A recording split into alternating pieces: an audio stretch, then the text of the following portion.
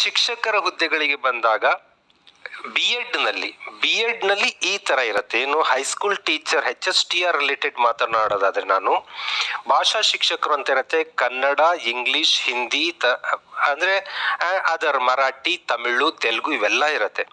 Social science teacher, biology science CBZ teachers ಅಂತ ಕರಿತೀವಲ್ಲ ಇವರು, ಭೌತ ವಿಜ್ಞಾನ ಶಿಕ್ಷಕರು, PM ಹೇಳ್ತೀವಲ್ಲ ಫಿಸಿಕ್ಸ್ ಮ್ಯಾಥ್ಸ್ ಇವರು, ಫಿಸಿಕಲ್ ಎಜುಕೇಶನ್ ಟೀಚರು, ವಿಶೇಷ ಶಿಕ್ಷಕರು. ಹಿಂದೆ ಅಫಿಷಿಯಲ್ ಸರ್ಕ್ಯುಲರ್ಗಳು ಕೆಲವು ಓಡಾಡಿದ ಪ್ರಕಾರ 100ಕ್ಕೂ ಹೆಚ್ಚು ವಿಶೇಷ ಶಿಕ್ಷಕರ ನೇಮಕಾತಿ, 200ಕ್ಕೂ ಹೆಚ್ಚು ದೈಹಿಕ ಶಿಕ್ಷಕರ ನೇಮಕಾತಿ ಕೂಡ ಇದೆ ಅಂತ ನಾವು ನಿರೀಕ್ಷೆ ಮಾಡ್ತಾ ಇದೀವಿ HSTRಗೆ.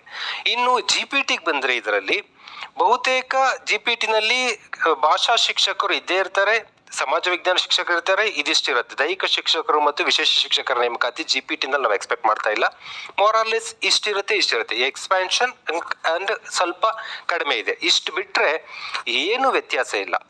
ಅಂದ್ರೆ ಇಲ್ಲಿ ಒಂದು ಈ ಹೆಡ್ಡಿಂಗ್ ನಲ್ಲಿ ನೀವು ಕ್ಲಿಯರ್ ಮಾಡ್ಕೊಳ್ರಿ, ಇದು HSTRಗೆ. GPTನವರು D.Ed ಆ್ಯಂಡ್ TCH ಈ ಥರ ಏನೇ ಮಾಡಿಕೊಂಡು ಬೇರೆ ಏನೋ ಒಂದು ಕೋರ್ಸ್ಗಳಿದೆ ಆ ಥರ ಕೋರ್ಸ್ ಮಾಡಿಕೊಂಡು ಪೇಪರ್ 2 ಕ್ಲಿಯರ್ ಮಾಡ್ಕೊಂಡಿದ್ರೆ GPTಗೆ ಎಲಿಜಿಬಲ್ ಇರ್ತೀರಾ. ನಾನು ಪ್ರೈಮರಿ ಸ್ಕೂಲ್ ಟೀಚರ್ PST ಬಗ್ಗೆ ಮಾತಾಡ್ತಾ ಇಲ್ಲ, ಅದು ಇನ್ನೊಮ್ಮೆ ಡಿಸ್ಕಸ್ ಮಾಡೋಣ. ಸ್ನೇಹಿತರೆ, ಎಲ್ಲೆಲ್ಲಿ ಸಂಪನ್ಮೂಲ ಲಭ್ಯ? ನಮ್ಮ ಟೀಚರ್ಸ್ಗಳೇ ಏನು ಸರ್ಕಾರಿ ಶಾಲಾ ಶಿಕ್ಷಕರೇ ನಮ್ಮ ಸರ್ಕಾರಿ ಶಾಲೆ .com ಅಂತ ಒಂದು ವೆಬ್ಸೈಟ್ ಮಾಡ್ಕೊಂಡಿದ್ದಾರೆ.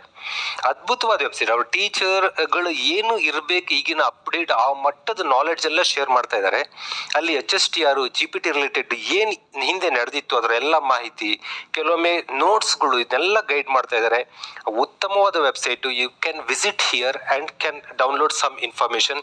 ದಟ್ಸ್ ನಾನು ಆ ಶಿಕ್ಷಕರು ಏನಿದ್ದಾರೆ, ನಾನು ಕೂಡ ಒಮ್ಮೆ ಹೈಸ್ಕೂಲ್ ಟೀಚರ್ ಇದ್ದವನೇ, ಆ ಶಿಕ್ಷಕರು ಮಾಡ್ತಿರೋ ಕೆಲಸಕ್ಕೆ ತಲೆಬಾಗ್ತೀನಿ ನಾನು. ಬಿಕಾಸ್ ನಾನು ಕೂಡ HSTR GPT ಎಕ್ಸಾಮ್ ಅಲ್ಲಿ ಪೇಪರ್ಗಳು ಹೇಗಿರುತ್ತೆ, ಪೇಪರ್ ಅಲ್ಲಿ ಹೇಗೆ ಸಿಂಥಸಿಸ್ ಇದೆ, ಹೇಗೆ ಡಿಫ್ರೆನ್ಸಿಯೇಷನ್ ಇದೆ, ಒಂದಷ್ಟು ವಿಚಾರಗಳನ್ನ ಕಲ್ತಾಗ ನೀವು ಅದಕ್ಕೆ ಬೇರೆ ಪ್ರಿಪ್ರೇಷನ್, ಇದಕ್ಕೆ ಬೇರೆ ಪ್ರಿಪ್ರೇಷನ್, ಅದು ಹೇಗೋ ಇರುತ್ತೆ ಇದು ಹೇಗೋ ಇರುತ್ತೆ ಗೊತ್ತಿಲ್ಲ. ಯಾಕಂದ್ರೆ ಬಹಳ ಜನ ಓದ್ತಾ ಇದ್ದೀರಿ ಈಗ ಆಲ್ರೆಡಿ.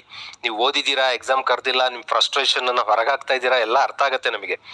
ಕೆಲವೊಬ್ರು ಹೊಸಬ್ರು ತಪ್ಪು ಮಾಡ್ಕೊಳ್ಳೋರಿಗೋಸ್ಕರ ನಾನು ಮಾಹಿತಿ ಕೊಡೋದಾದ್ರೆ HSTR ಎಕ್ಸಾಮ್ಗಳಲ್ಲಿ ಏನಾಗುತ್ತೆ, ಇಷ್ಟು ಸಬ್ಜೆಕ್ಟ್ಗಳನ್ನ ಕೊಡಲಾಗಿದೆ. ಸಾಮಾನ್ಯ ಜ್ಞಾನ, ಮಾನಸಿಕ ಸಾಮರ್ಥ್ಯ, ಮೆಂಟಲ್ ಎಬಿಲಿಟಿ, ಶೈಕ್ಷಣಿಕ ಮನೋವಿಜ್ಞಾನ, ಸಾಮಾನ್ಯ ಇಂಗ್ಲಿಷ್, ಕಂಪ್ಯೂಟರ್ ಜ್ಞಾನ. ಮಾರ್ಕ್ಸ್ 25, 25, 25, 13, 12 ಈ ಥರದಲ್ಲಿದೆ HSTRಗೆ. ಲುಕ್ ಹಿಯರ್, ಇಲ್ಲಿ ಸಾಮಾನ್ಯ ಜ್ಞಾನ 25 ಅಂಕಕ್ಕಿದೆ. ಸೇಮ್ ಸಾಮಾನ್ಯ ಜ್ಞಾನ ಇಲ್ಲಿ 18 ಅಂಕಕ್ಕಿರುತ್ತೆ. ಏನು ವ್ಯತ್ಯಾಸ ಇಲ್ಲ, ಮಾರ್ಕ್ಸ್ ವೇರಿಯೇಷನ್ ಅಷ್ಟೇ. ಇಲ್ಲಿ ಮೆಂಟಲ್ ಎಬಿಲಿಟಿ 25 ಮಾರ್ಕ್ಸ್ಗಿದೆ, ಇಲ್ಲಿ ಮೆಂಟಲ್ ಎಬಿಲಿಟಿ 7 ಮಾರ್ಕ್ಸ್ ಕೇಳಿದ್ದಾರೆ. ಮೊದಲು GPTಯಲ್ಲಿ ಮೆಂಟಲ್ ಎಬಿಲಿಟಿ ಇರ್ತಿರ್ಲಿಲ್ಲ, ಬಟ್ 22ನಿಂದ ಸಿಲೆಬಸ್ ಅಲ್ಲೂ ಇಂಟ್ರೊಡ್ಯೂಸ್ ಮಾಡಿ 7 ಕ್ವಶನ್ ಕೂಡ ಕೇಳಿದ್ರು ಅನ್ನೋದು ನಿಮಗೆ ಗೊತ್ತಿರಬೇಕು. ಮೆಂಟಲ್ ಎಬಿಲಿಟಿ ಇರುತ್ತೆ.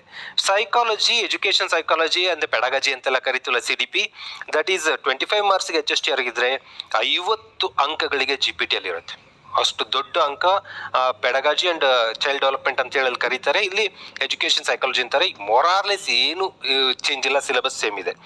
And then general English, basic English, ನಾವು